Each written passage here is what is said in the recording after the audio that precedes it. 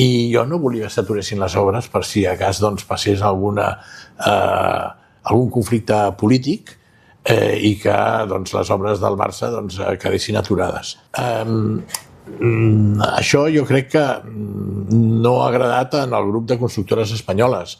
Era una constructora turca que tenia interès en tenir ja una obra important a l'estat espanyol, ho van aconseguir. Per nosaltres això era un plus, i jo els he de dir que sí que estic satisfet d'haver escollit aquesta constructora, perquè, mireu, em donava certa incomoditat al firmar amb el grup de constructores espanyoles, no perquè hagin tingut sentències judicials en contra per haver arreglat concursos, perquè, mira, tot evoluciona i són empreses de reconegut prestigi i tal. Era perquè també hi havia la part política.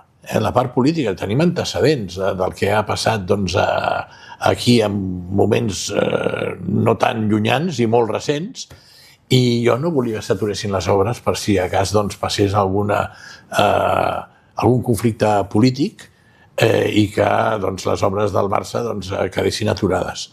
Entenc que hi havia menys risc amb una constructora turca en aquest aspecte i em donava certa tranquil·litat.